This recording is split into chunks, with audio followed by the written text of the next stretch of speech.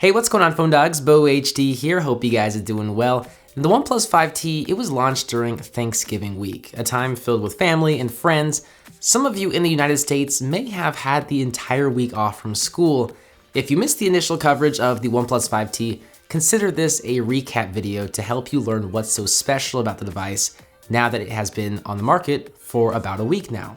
OnePlus sent us the 5T in this black box. There's a little zipper of sorts that can be pulled open to reveal what is inside. First and foremost, we have a reviewer's guide. This is a guide that some companies include with review units to help reviewers like myself learn more about the device. Underneath this, we'll see the 5T packaged away on the left and 5 different cases. You have some relatively plain red and black cases here, as well as some really stylish wood cases that I highly recommend you look into because the 5T is really slippery and fragile. Now we can take a knife to the OnePlus 5T box and peel off all the plastic wrap. After sliding off the top of the box, we'll find the 5T sitting right on top, cradled with a compartment holding a get started guide, a SIM card ejector tool, and a bumper case. That's right, guys. OnePlus gives you protection in the box, so you don't have to go buy a fancy case to protect this smartphone if you don't want to. That's really nice of them. Last but not least is a dash super fast charging wall wart and a USB to USB-C charging cable. This charger should provide a day's worth of power in around 30 minutes of charging time. Finally, we can feast our eyes on the OnePlus 5T. It's an incremental update to the OnePlus 5, hence the similar name, but it adds one really nice feature, and that is a 6.01-inch display with very slim bezels. Because of this, the fingerprint scanner has been moved to the rear above the OnePlus logo. It's in a very natural spot for my index finger. The phone itself still has a premium aluminum unibody build construction with tapered edges and thin 7.3mm thickness. It feels great in the hands, but it's very slippery. I highly recommend a skin or a case. So let's take a closer look at the display. OnePlus has opted in for a 6-inch AMOLED panel with a 2160 by 1080p resolution and an 18:9 aspect ratio. Basically, this phone still features a 1080p resolution, although it does have some extra vertical pixels because of the 18:9 aspect ratio. The 1080p resolution is definitely starting to look dated, but it does have a pretty good retina blazing 401 pixel per inch index. The bezels aren't the thinnest I've seen, but they're much thinner than the OnePlus 5. There's just a sliver on the top and bottom.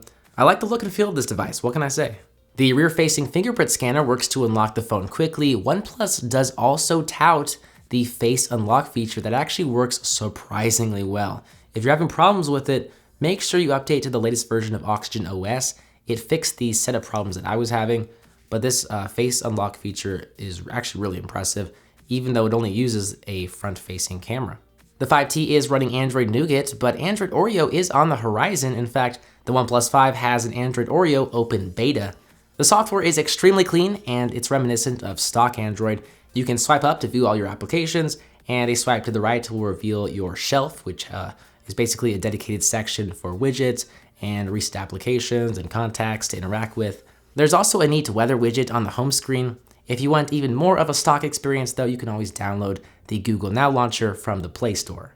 But because of the clean software, this phone runs extremely well. It has the highest end Snapdragon 835 chipset with up to 8 GB of RAM. This is just one of the quickest phones I have ever used, and I have, come to that conclusion just in only a matter of minutes. It's a really fast smartphone.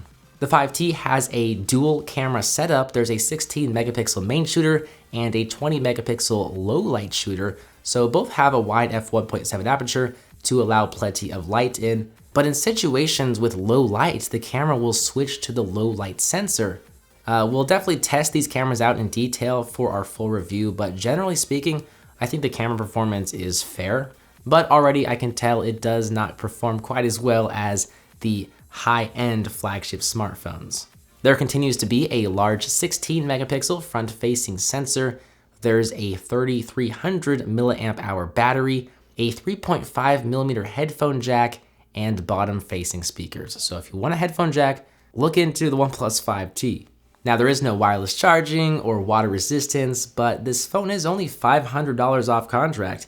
If you're looking for a smartphone with top-of-the-line performance, premium build and display that helps align with the displays from 2017 flagship smartphones from the giants like Apple, Samsung, and LG, then you should absolutely look into the OnePlus 5T.